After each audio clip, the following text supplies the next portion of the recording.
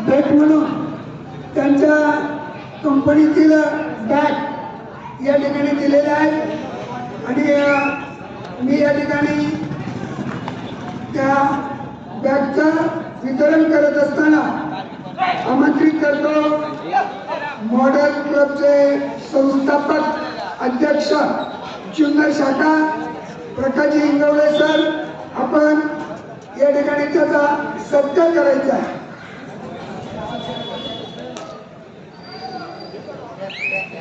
Madam मी विनंती करतो प्रकाशजी इंगवले साहेब यांचा सत्कार बॅग घेऊन आपण करावा।